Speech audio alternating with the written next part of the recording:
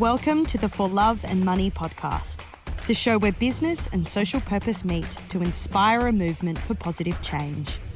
Here's your host, Carolyn Butler-Madden. Our guest on today's episode of the For Love and Money podcast is Graeme Cowan, whose dedication and commitment to creating mentally healthy workplaces has seen him named one of LinkedIn's top voices for 2022 in the mental health and resilience space. Graeme helps leaders and teams to be more caring and resilient and enjoy growing together. He was founding board director of Are You OK? And is the author of 4 books, including the internationally acclaimed Back from the Brink, which has a testimonial from the former UK Prime Minister Tony Blair and which has become a bestseller in China.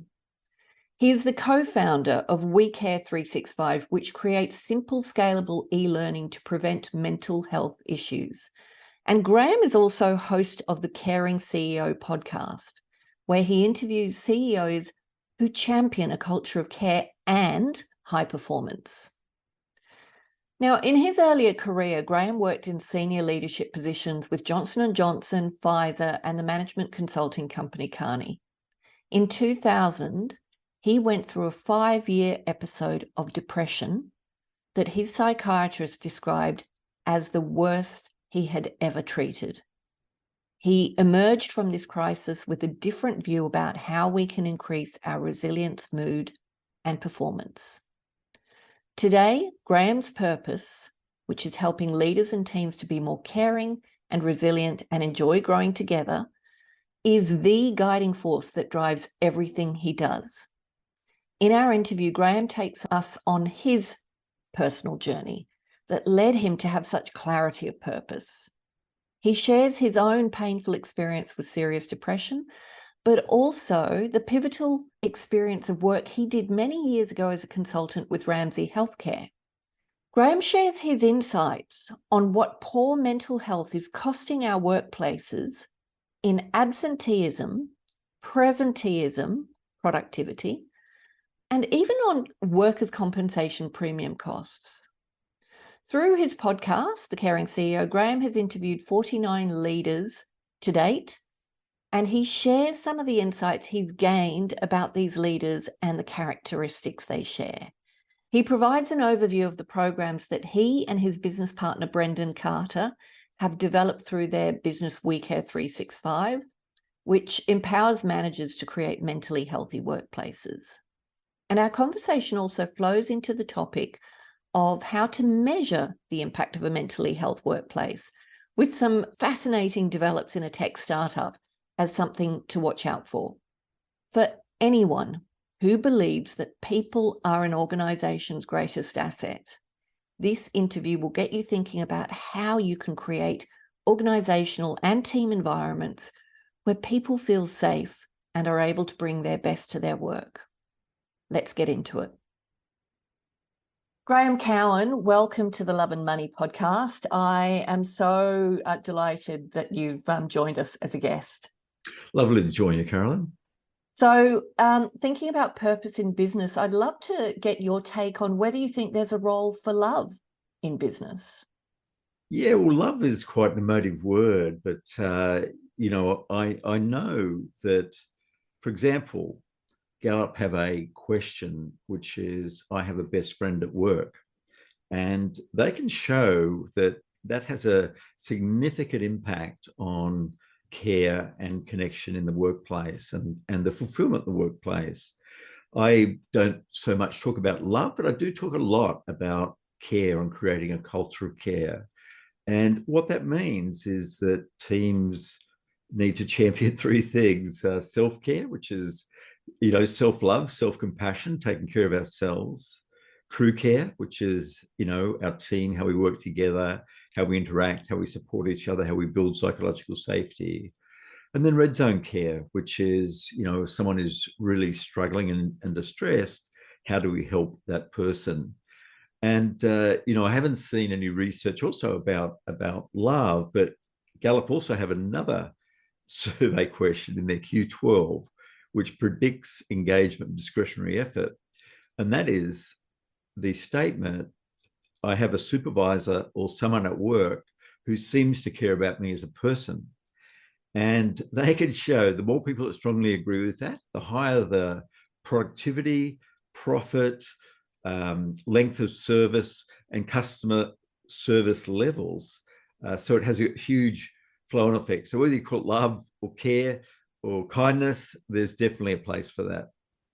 Yeah, that it's really interesting, and it seems to be everywhere you look at the moment. People are talking about caring and kindness, not so much love, and that's something I'm deliberately pushing at the moment, because I feel it all eventually comes back to, you know, love of people, planet, and humanity. But let's start with caring, because that in itself is such an important part of what has been lacking in business and organizations, and in some ways in society for so long. So can you give our listeners just some background into your history? You know, what has brought you to this place where you really are an activist now for mental health in workplaces, aren't you? Yeah, certainly try to be. And it's nice that that's been acknowledged by being a LinkedIn top voice in that space. But my history, I originally I did a marketing degree and worked with Johnson & Johnson and Pfizer in conventional marketing management type roles. And then I moved into recruitment and HR consulting. So I was a recruiter in the healthcare sector for probably about 7 years. And then I evolved into working in change management and culture change. And then finally, I was chosen to lead a division at Morgan & Banks at the time, which was very much involved with culture change and what we do there. And I had a wonderful project there that I often reflect on, and it was helping Ramsey Healthcare define what they were about, what was their ethos, what was the core of them. And at the time, they had a very charismatic leader, Paul Ramsey, but they weren't doing that well financially. And there were about 14 hospitals there at the time. And Pat Greer took over as CEO, and one of the first things he wanted to do was to have a vision for them. And the vision was that we wanted to be acknowledged by our peers as being the best hospital operators in Australia. So that was a vision that was jointly prepared with all their CEOs. And then I did this process to try and understand what was their core values, what do they stand for. And it came up with the vision of people caring for people. And this was, probably 18 years ago, so very much ahead of its time. And they also formed the Ramsey Way, which is, how they operate, sort of thing. Long story short, that became part of their DNA, and it led to them just growing enormously. They I think the latest count is like 200 hospitals now, largest private hospital operator in Australia, in Scandinavia, and also in France. And financially, they've done amazingly well as well. So that was a really pivotal thing. It was a real experience that this care is not just something that Mother Teresa or other noble people do. It can be incorporated in the workplace. I then left there and worked in executive search for about 4 or 5 years as well. And then I had a really serious, there was a big correction in the market, and a lot of our work evaporated. And I had a really, really serious bout of depression, and it ended up lasting for 5 years. I lost my job. My marriage broke down, became estranged from my kids, a real crisis. And I never thought that I would recover. I did start to come back, and I wrote a series of books called Back from the Brink. And those books led to me being introduced to Gavin Larkin. And Gavin was the founder of Are You OK? And had this vision of starting this movement, almost 14 years ago.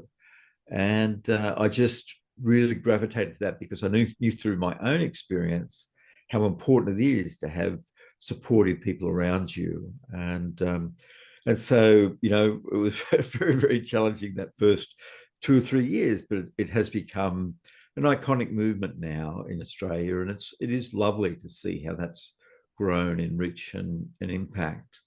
And so with the books, Are You Okay? I started to be asked to speak at places. Often it was in regional towns to start with, and then it evolved into the workplace. And at that point in time, my purpose was, helping people to bounce back, to bounce back from setbacks.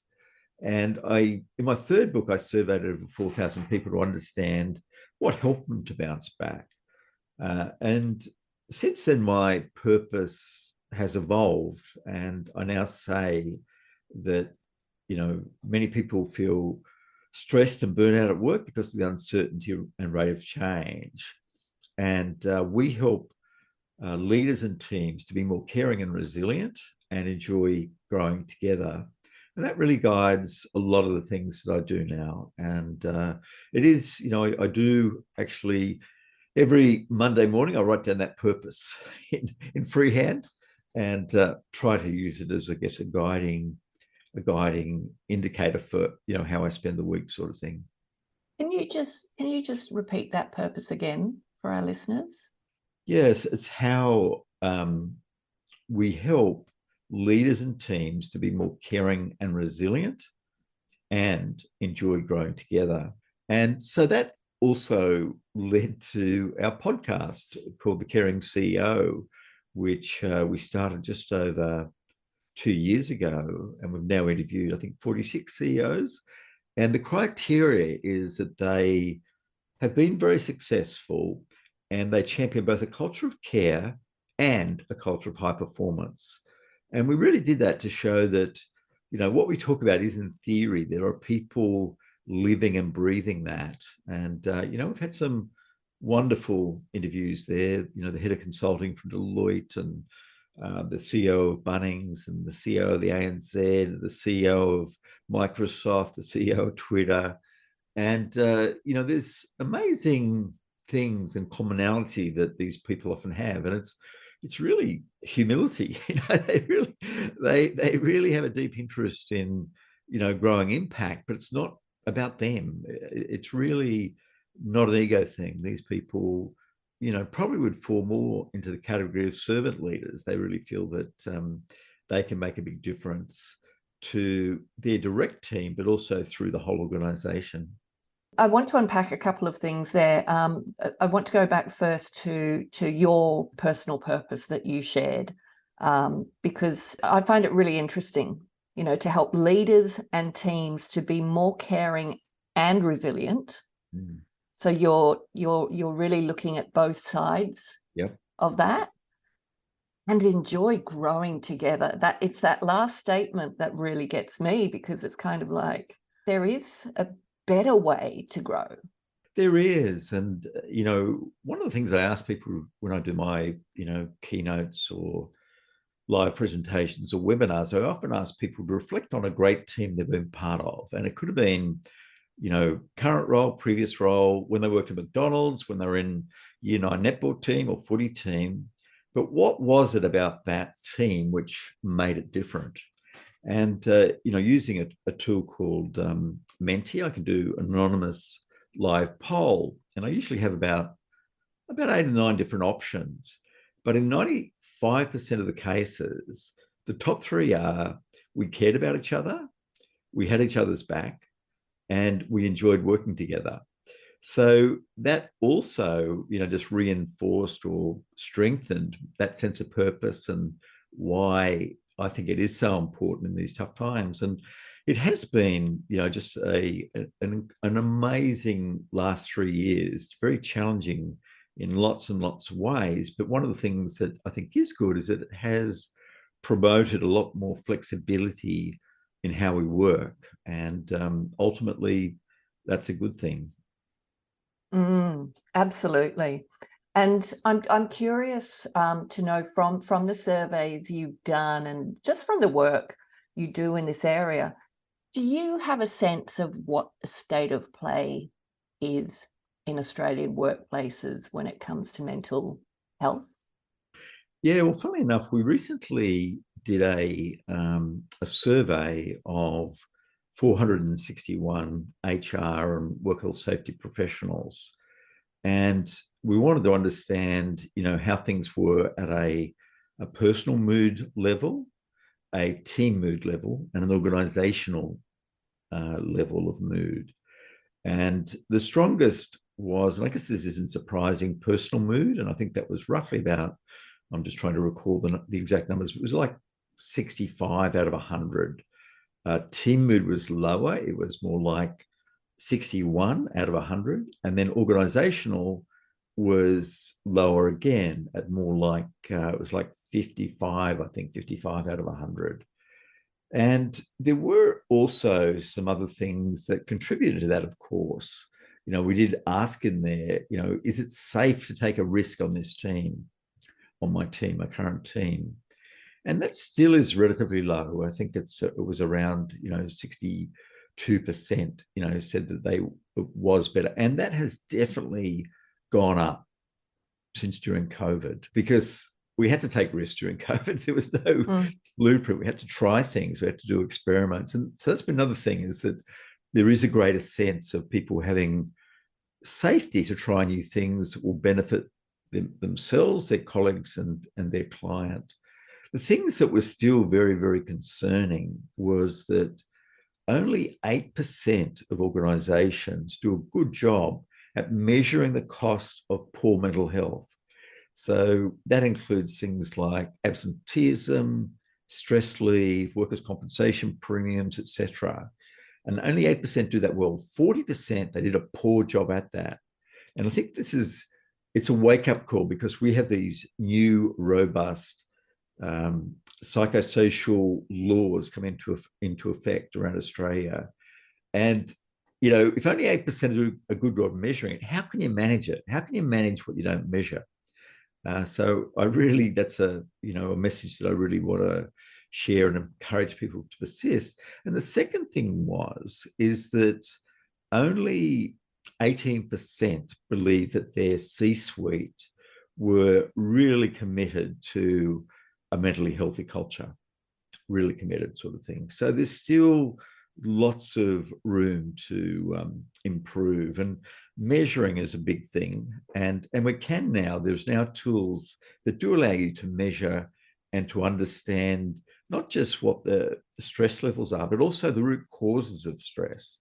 And they can be very involved. They could be too much work, too little work, a toxic boss, poor change practices, etc., etc.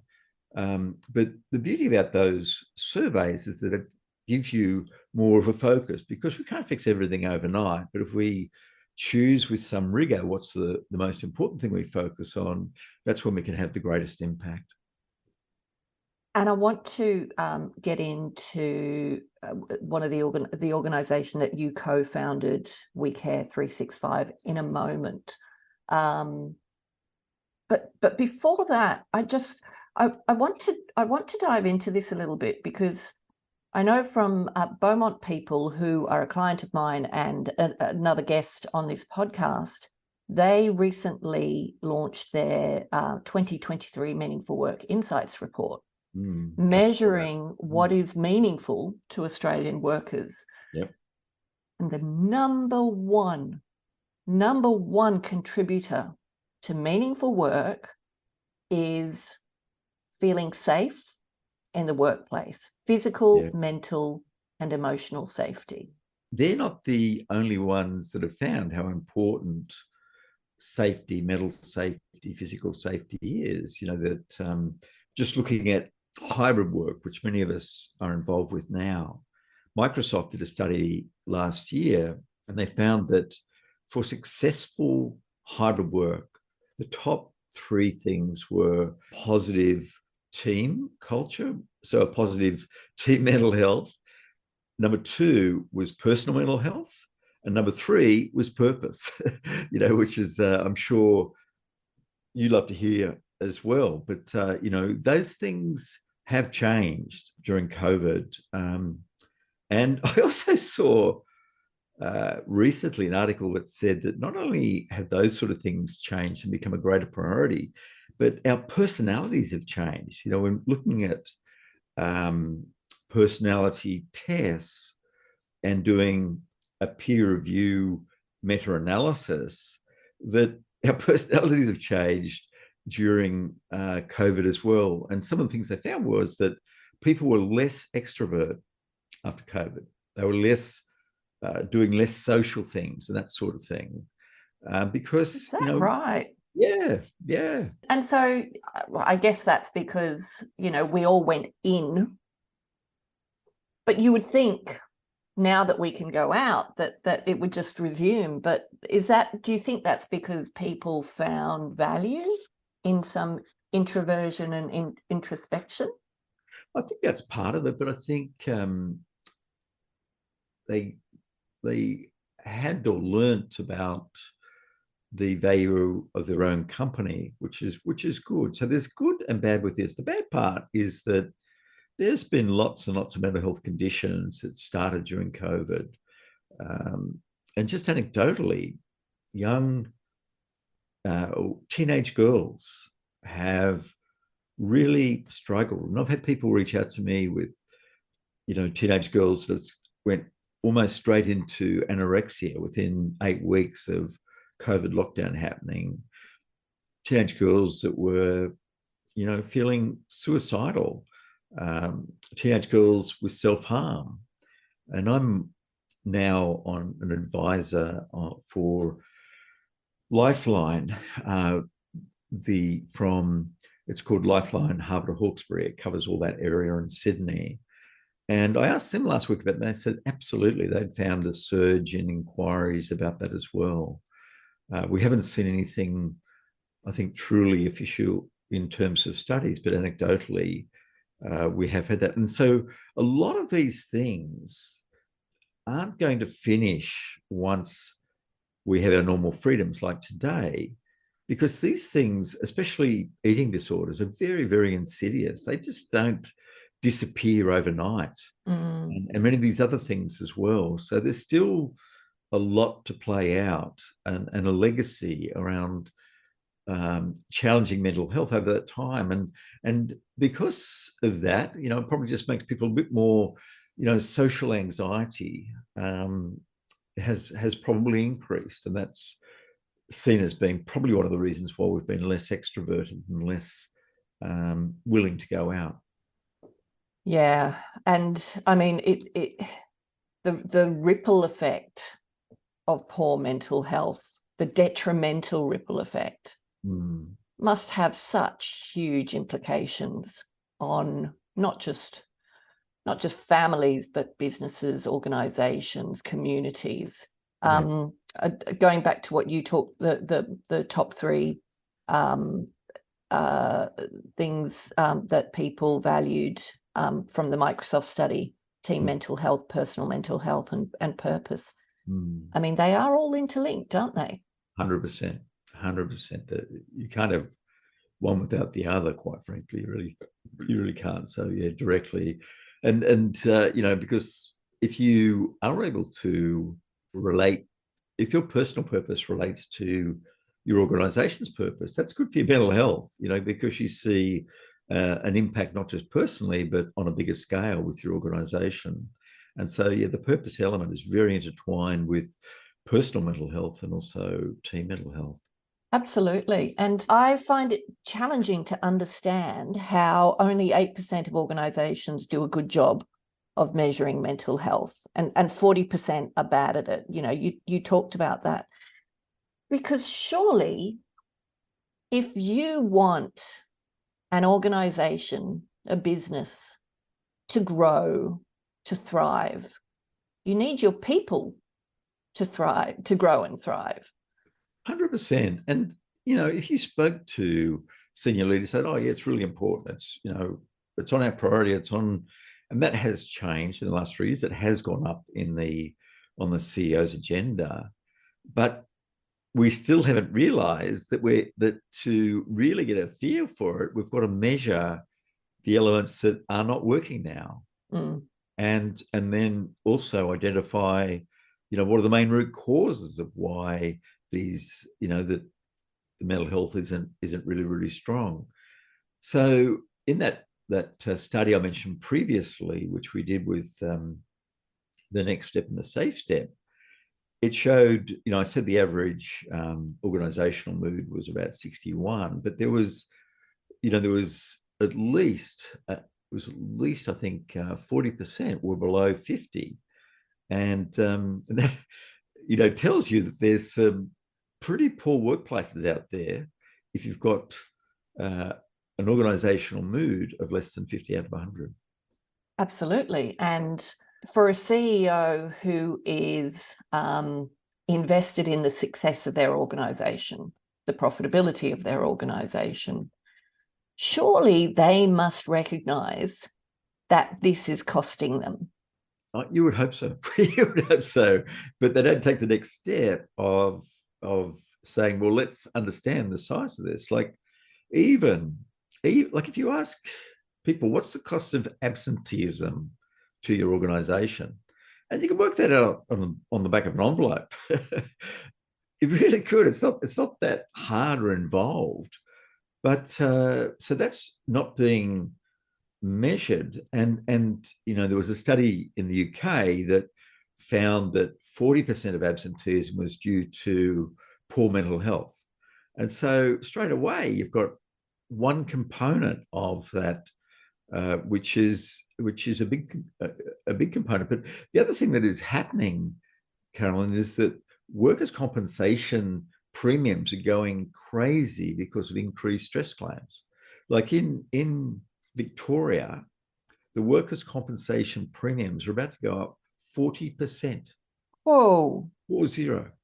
And the same happened in New South Wales. Like iCare, the government body said they wanted to increase it by 60%, but the New South Wales government said there's no way we can do that.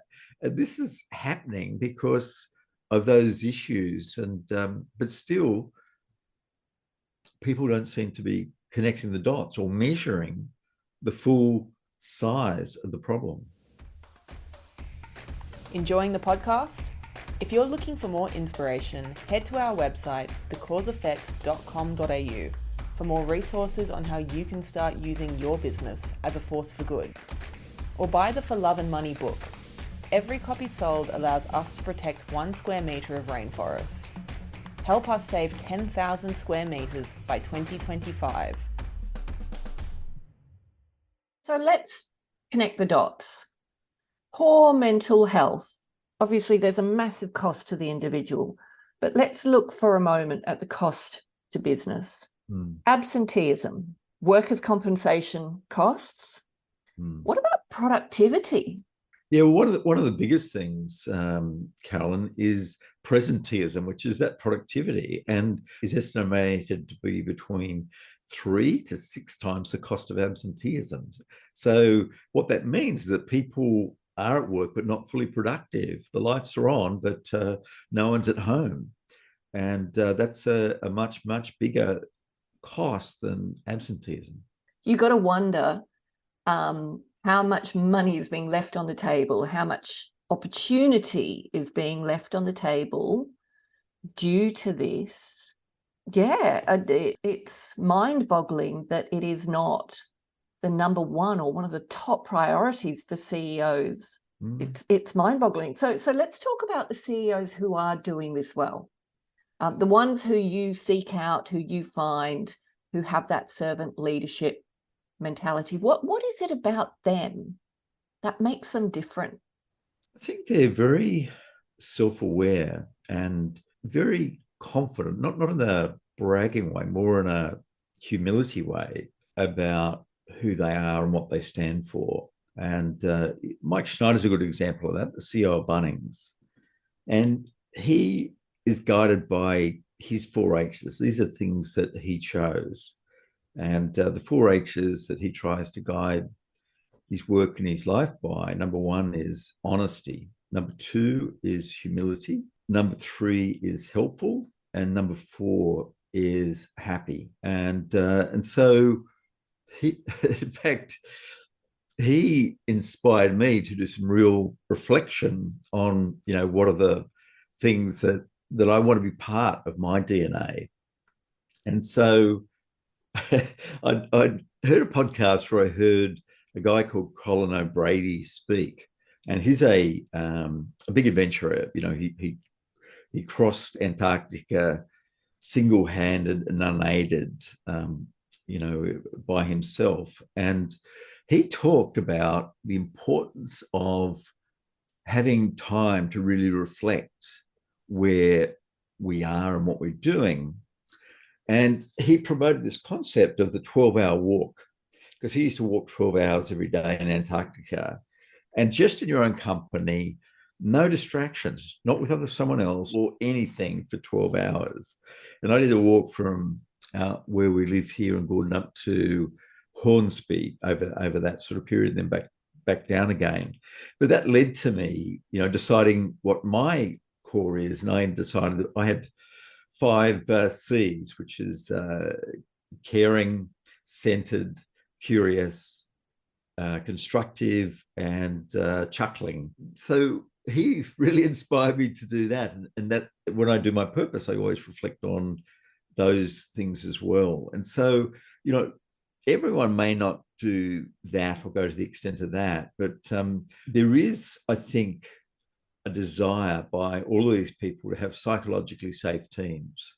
And that's where, you know, people feel safe to try new things. It's where they feel they can be their authentic selves.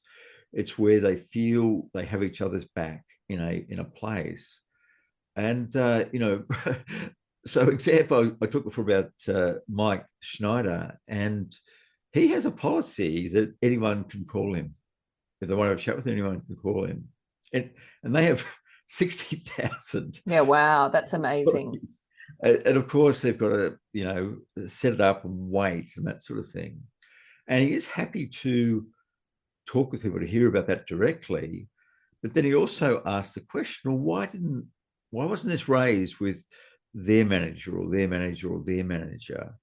And that then becomes a bit of introspection to say, you know, why do they feel the necessity to reach out to the CEO when hopefully there would be leaders there that would listen with empathy and take action. So, you know, that's amazing. Another example of Mike Schneider, you know, they did all these things to try and encourage connection at Cunnings. One example, Mike took a very proactive role in having mental health sessions for their employees. And he interviewed myself and other people in this space and broadcast it to all employees that they could watch at their leisure, sort of thing. But at one of these, someone from, I think it was the Central Coast, said, "Oh, I reckon this has been recorded. You know, if you're really there, Mike, really there now, I want you to do 10 push-ups." So he's a good sport. So he got down and did push-ups. And then Mike then said, "Look, I shouldn't be the only one doing push-ups. I challenge every store to collectively do 10 push-ups. #challenge accepted." And so it became this big thing all over Australia, where all these employees from Bunnings were doing the 10 push-ups. And one of them, it was in Perth, they actually broke the world record on the number of people doing push-ups, sort of thing. Oh my God, that's amazing. But that's, you know, an example of showing how we're all in this together. And there's been many other examples of that #challenge accepted. The other person, the CEO of Microsoft, he feels so strongly about Steve Worrell. He feels so strongly about mental health that he actually started in Australia a movement called the Corporate Mental Health Alliance. And it was to reach out to other CEOs to show their leadership in trying to improve mental health, and to also not have it seem something extra, but something integral to the way they do that. So, yeah, so there is that humility in those leaders. There is a drive to everyone to feel part of their team and part of a greater team, but also, you know, looking at a real sense of purpose and how they can contribute to not just a better organisation, but a better workplace across Australia.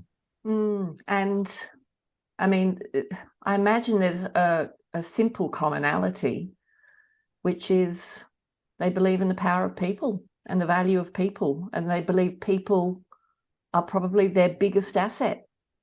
Yeah, and that's the premise. You got to have a culture of care. Of course, that's all about people and having them connected, feeling like they belong, feeling like they're part of shaping the future. So that's the care stuff, and then high performance. And many of them, of course, say that you can't have one without the other. So they recognize that. Absolutely, it makes sense. It's just rational, right? So, Graeme, can you share with us how your personal purpose has driven your career choices in recent times? Yeah, and it is recent times. I wouldn't say that, before my long breakdown that I had a sense of purpose or could describe it, but it was part of coming out of that and part of realizing, what was going to be part of my direction and DNA. And, that really drove my work with Are You OK? And helping to start that right from the beginning when it was very, very challenging and ultimately really, really successful. But also, I stepped down from the board of Are You OK? After 13 years in December. But I'm now also an advisor to Lifeline, one of the big Lifeline groups, and about their services committee, about what they can provide there. And it also guided establishing the Caring CEO, because we wanted to show tangible examples of people who did champion both care and high performance. And then it also led to me co-founding another business called WeCARE365. And that's where we create scalable programs that show managers how to lead mentally healthy teams.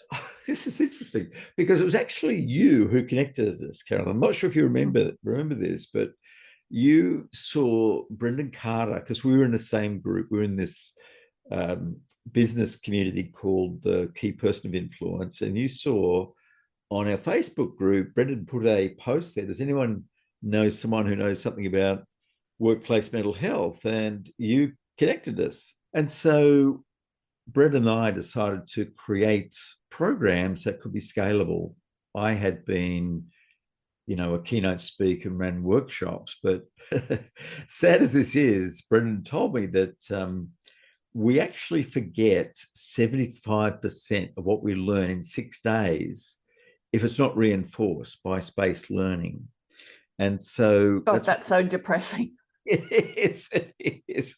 But it's good to know because what we set up when we created this WeCare Manager program, it's 50 minutes of very engaging e-learning, which shares why this works, the evidence behind it, and what you can do to make it better. But then it is then followed by 12 nudge videos. And so every week you receive one video which brings up a nugget that you covered in the course and encourages you to put that into action. We also developed what we call WeCare Momentum, and that's a leadership portal which the project team of the client uses not only to have a great launch of the program, but to keep the momentum going after the actual launch. And so there's checklists there's videos they can use, there's newsletter copies, there's help sheets on how to keep the momentum going.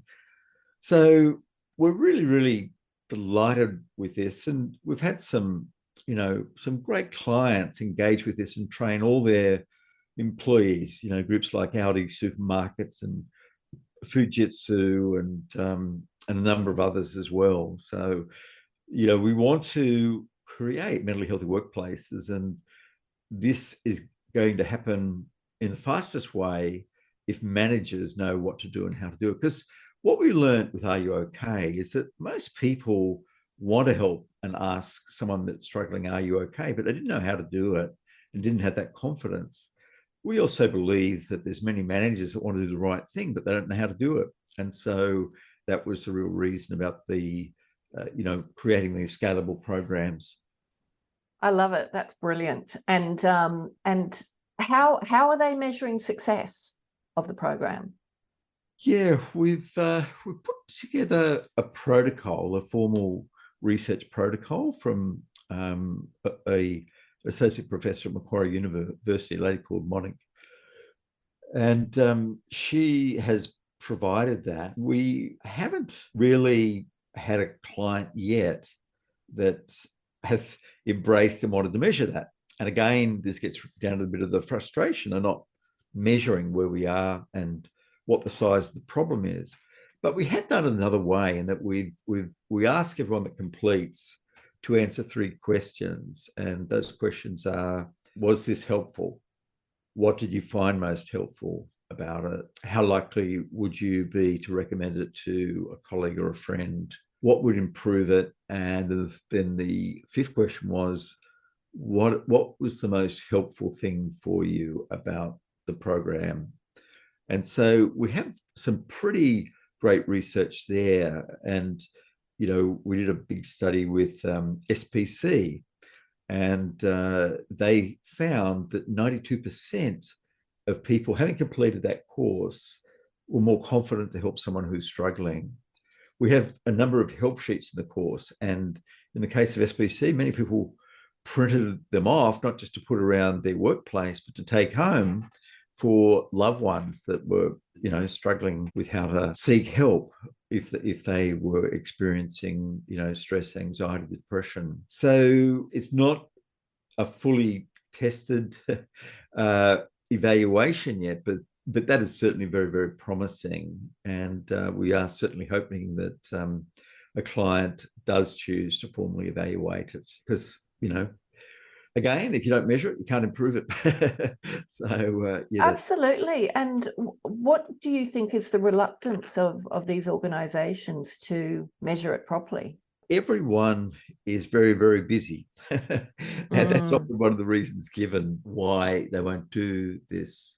Because, there's other surveys that go out as well. There's, pulse surveys, there's engagement surveys, there are lots and lots of things there. But none of them have explicitly measured the things we're talking about. But understandably, they don't want people to be filling in surveys, all the time. But because this is such an important area, we really are hoping that it could be incorporated into an engagement survey, for example, or a pulse survey. That won't be perfect, but at least it's something. And are there other ways to measure the benefits of this than surveys? There is a very, very interesting one that I've come across recently, and it's by a tech startup called Pioneera. And Danielle is the founder and CEO there.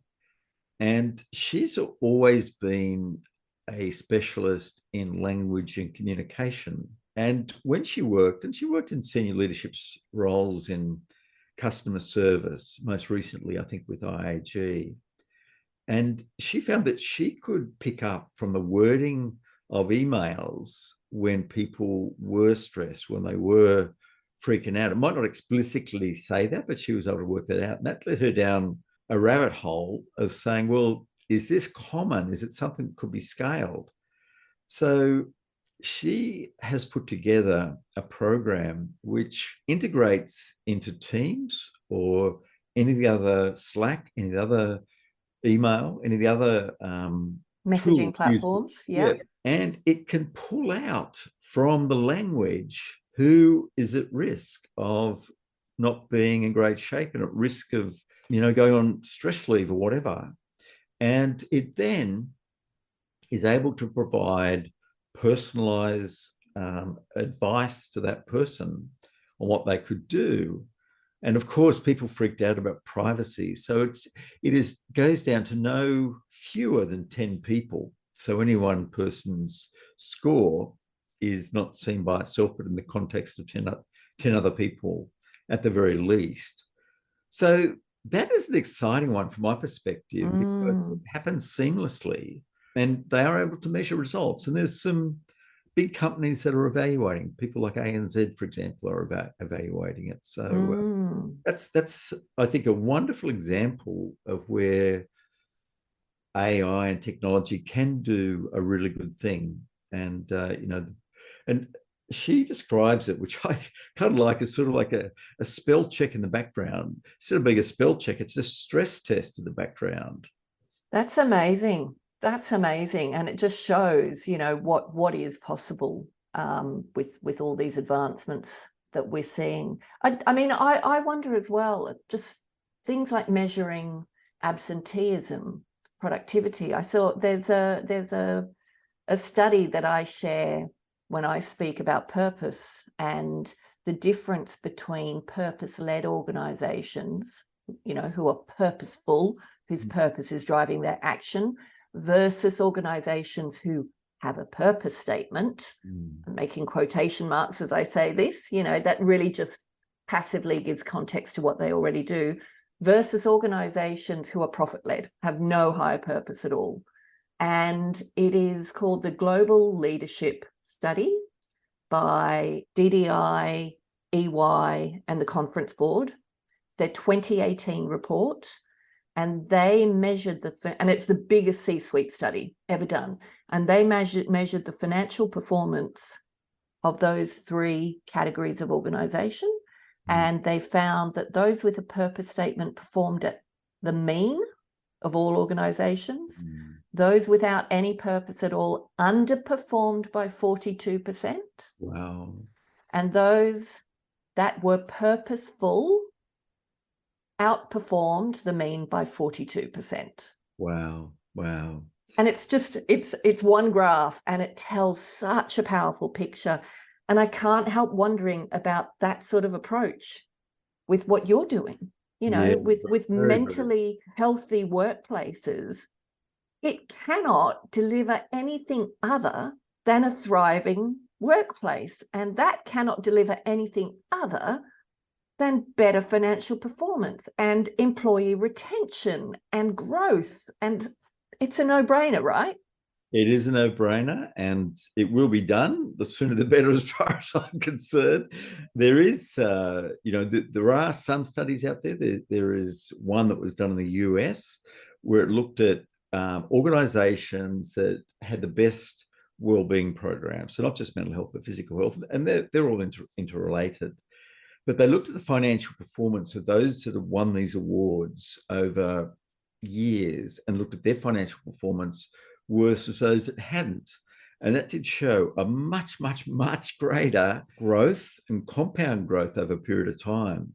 And that was, last one I saw was done maybe 8 or 9 years ago. So that is waiting to be done. So hopefully someone who listens to this might just say that we need to do it. We need to do it. Absolutely. Just also on that purpose, I'm sure you'd be delighted to hear this. Got a good friend, Richard Boyle, he is the Chief Purpose Officer of KPMG. And so his role is to, try and embed purpose into everything they do, all the work that they do. So hopefully we'll see more of those being appointed, because they will find out, and we know what the results will be. It will show it, but often you need that evidence to really get the profile that it deserves. Absolutely. And yes, I know Richard Bowl. I saw him speak at the Purpose Conference last year. And yeah, his was a really interesting story. So we're out of time, and I need to bring this to a close reluctantly, because it's a subject that we could just talk about for such a long time. There's so much opportunity, and so I guess just the opportunity to thrive together, as you say, as part of that purpose statement. I just would love you to close with your thoughts, the consequence for you in these last few years of leading, of being driven by your purpose and aligning that with everything you do. How has that worked for you? I think there's a great deal of meaning, and that meaning and purpose makes I wouldn't say that it makes the work easy, because often it's not easy when you're trying to affect large change. But it does allow you to sort of persist, learn, and grow. if you know what that purpose is and you keep plugging away, things do move, needles do move. And there was one thing that I shared on LinkedIn that went absolutely viral, and it was a statement that the best way to improve employee mental health is to give them a good manager. And it had 2.7 million views. Wow. It was shared 44,000 times. And it was just reinforcement to me of the validation of our purpose, which is helping managers to build those mentally healthy teams, that was the right place to focus on, because 95% of the comments, and I think there was like 4,000 comments, we're in agreement with that statement. And that reinforced the work that WeCARE does, that I do with my keynote speaking and workshops, and also the Caring CEO. So it reinforces itself, I think, when you have that purpose and then you see it reinforced by how organizations react, how we react. And I think that's very good for our mental health. And I, because I've had 4 or 5 episodes of depression before, I do have a predisposition to that. And but working on your purpose, looking after self-care for myself and crew care and red zone care, it keeps me well. I'm so pleased to hear that. And thank you for sharing that about your post. I think, it goes to show how people see the problem and connect to it and have experienced it. And when you see it as clearly as that, you cannot fail to act. You must act. And so, Graeme, I want to thank you for the work you're doing. It is absolutely vital, and I see you living your purpose day in, day out, showing up, and I'm sure there are times you show up when you don't feel like it, but you do because you care, and it's important. And thank you. I think, there are so many workplaces that are better off because of you, so many people that are better off because of you, and may your work long continue. Thanks, Carolyn. And I've always been an admirer of your work as well, and they're very interlinked. Thank you for joining us, Graeme. My pleasure.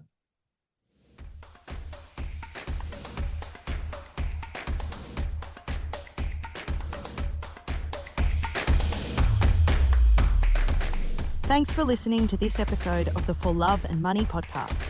If you'd like to take a deeper dive into the purpose movement, visit us at thecauseeffect.com.au. And remember, doing good is good for business. So if you're not doing good, then what are you doing?